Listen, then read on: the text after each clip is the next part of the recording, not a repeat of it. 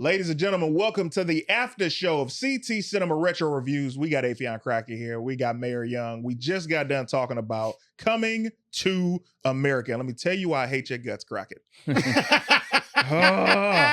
Because we always have such great conversations. Yeah.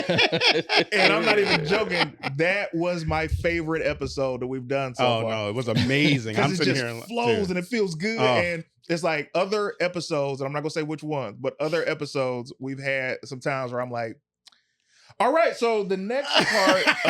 When somebody is too cool for school and don't want to talk. And you're like, okay. I don't understand why thing. people show up and don't want to do the thing. Just say you can't do it.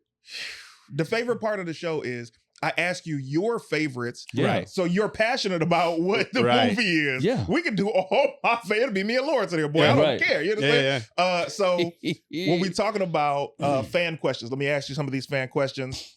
From Crystal Chase from the Patreon. If you're not a member of Patreon, you can be a part of it if you are financially able. It is patreon.com/CTisDOPE. We have so many different things that you guys can do. As a matter of fact, opening this up for all of the higher tier pledgers. If you guys want a one-on-one conversation with your boy, tell me you want it and we'll do it. As a matter of fact, I'm going to open it up to all tiers for the month of August only.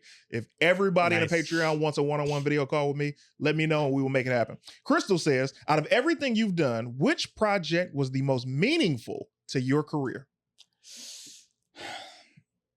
That's really tough to say. And, I'll say it in this way. Everything is meaningful. Every job is meaningful. They all have their places.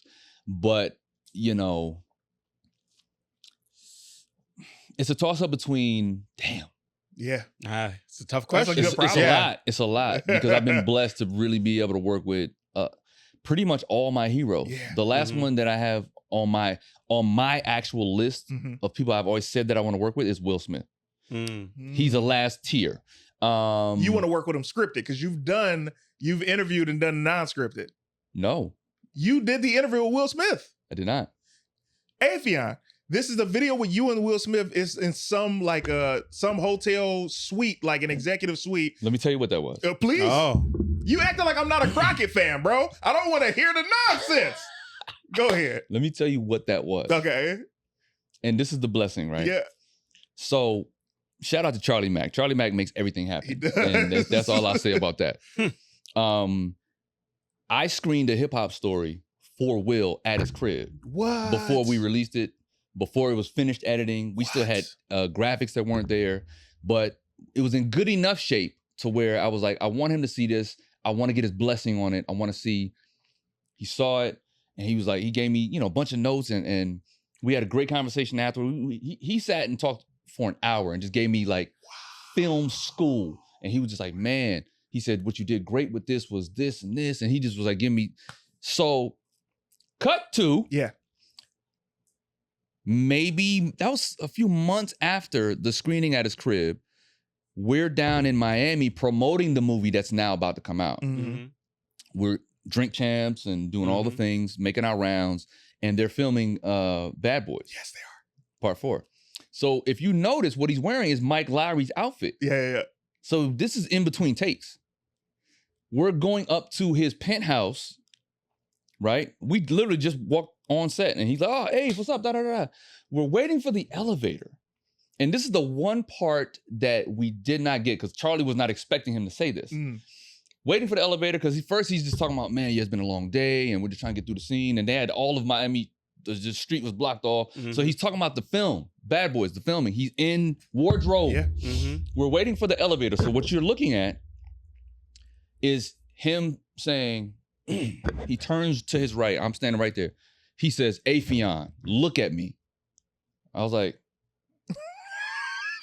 he said, look at me and listen to what I'm about to say. Oscar worthy. Wow. I said, what are you talking about? He said, your performance. Yes. In a hip hop story, as I digested it, and then I had a video conference with Russell. Wow. In that conference, I'm watching him talk to me and seeing you and realizing what you did to go into the depths of portraying him in a comedic way, but still in a very realistic way. He said, I was blown away. Yeah. Mind you, I'm just stopping by. I'm looking for craft services. We just there. We're just there to just big my man up. And Martin, of course. Yes. Martin is our guy. Yeah, yeah. We're just there to support and just say hi. Yeah, yeah.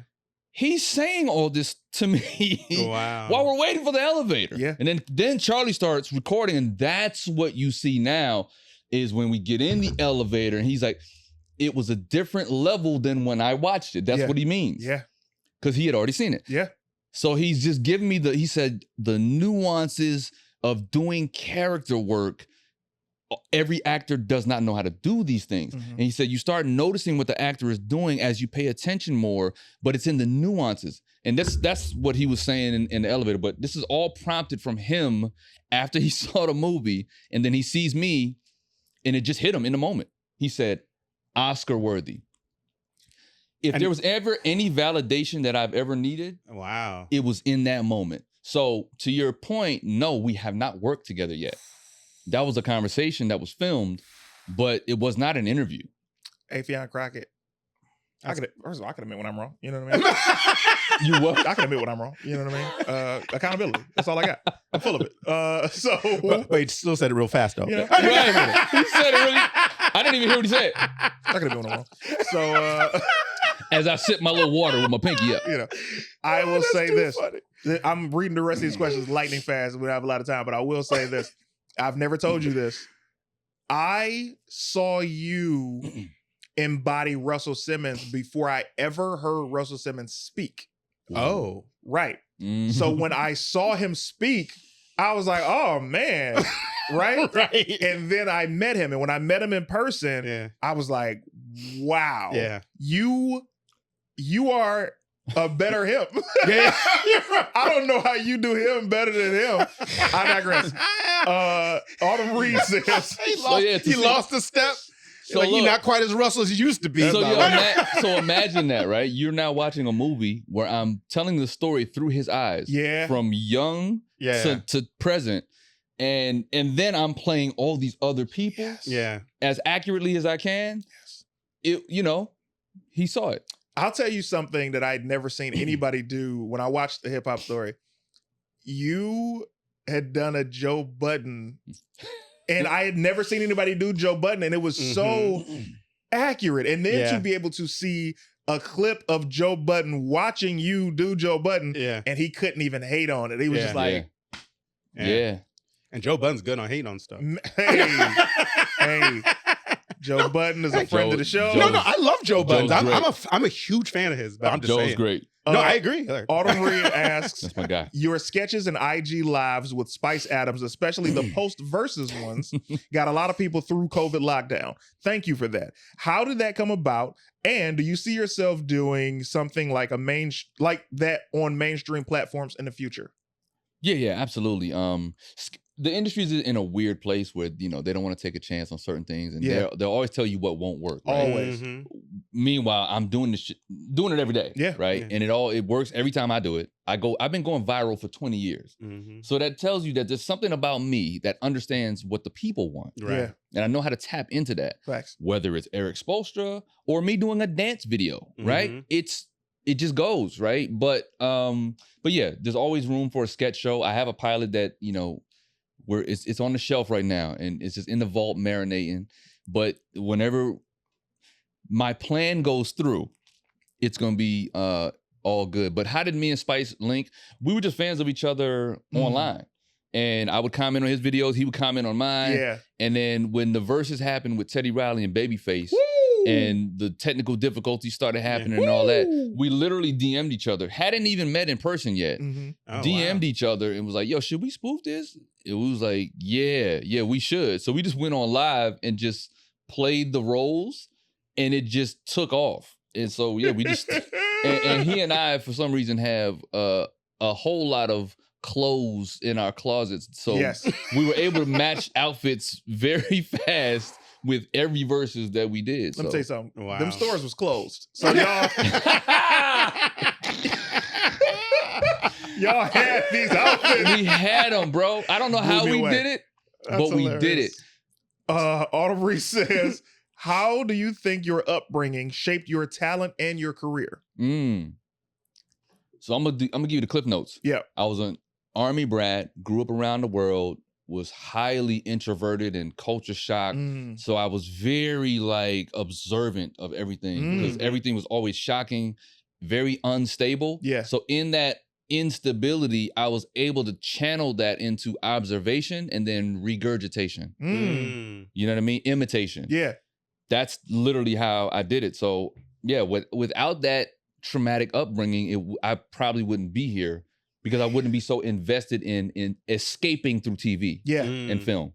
Dude, you said it perfectly. That was that was my escape as a kid. And even more so as an adult, it's like whenever things would get hard or even if they were easy and I just had some time, I would escape into that screen.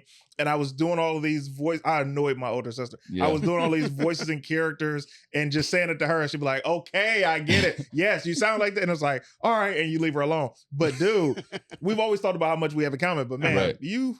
So my mom used to laugh. When I did it. That's when I first knew I was funny. Yeah. My mother was the first person that ever uttered the words while she was mid-laugh. She was like, you're going to be a comedian. And we both just laughed it off. I didn't know what that meant. Yeah. I'm 10 years old at the time. Yeah. 9, 10 years old. So I didn't know what that meant. I just made mom laugh. Yeah.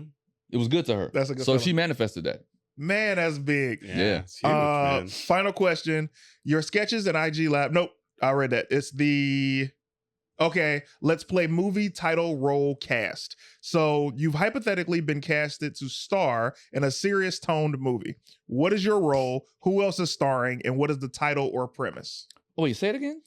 Let's play movie title role cast. Okay. So you're hypothetically been cast to star in a serious toned movie. Okay. What is your role? Who else is starring? And what is the title or premise? I want to read you on fire. There you go. On fire. There you go. I don't have cast in mind, right? But there was something that always drew me to the Gil Scott-Heron story. Interesting. Wow. Because of his wordplay as a poet. Yeah. His fearlessness in saying what's real, especially like how in the world we live in now where everybody's so scared to say what's real. Yeah. And then physically we look similar. Like he was a very slim, light-skinned man with a thick beard. Deep voice and the whole thing. So I would love to take a crack at that on a serious role, the Gil Scott-Heron story. I don't think people really, and I said this to you when you showed me one of your projects with Password Joint. I don't think people realize, like, yes, you've done so much in comedy, but your dramatic bag, I see it in the eyes. You got it. And I said to you, I was like, I want to see this guy. I want to see this guy going after all of that. So please make that happen. Go about it, even if it's private equity. And because you know what I learned? Ray Charles, that movie was private equity. That was an independent. That wasn't a studio joint. So when I saw that, and I'm like, and this is what took Jamie from here through the window. So when I say I'm making plays right now, that's the kind of thing I'm doing. Got you. While the industry is scared, here's what I understand about finance, right? Everyone gets taxed on their money. Every corporation, every billionaire, every multimillionaire, we all get taxed that we have to pay. But there's legal ramification. There's legal moves that you can make where you can just expense things absolutely toward the business. It's very basic. We all know that. But most people don't make the connection of, let me take some of this money and just expense it toward a production company that needs to use the money. So if you got a millionaire that's like, hey, I want to gift Afion $50 million, right? I know that he's going to turn out product. I'm gonna flip that like a brick, right? But he's doing that. He's writing that off. So that's really where it's at. So while people are scared to make money because they're trying to secure their jobs and make the studio their return on their money, there are some investors that are like, you know what, even if I lost this money, I was gonna have to pay. That's how I paid for A Hip Hop Story. Even if I didn't make $1 on that movie in return, I was gonna have to spend that. I was gonna have to write that to the government anyway, in taxes. Sam was getting that bread. So while they were like while they gave us all the opportunity to expense against our business earnings, why not spend it on something that's going to be a forever asset? I love it. This is beautiful. This has been an incredible episode. You know what's a great episode?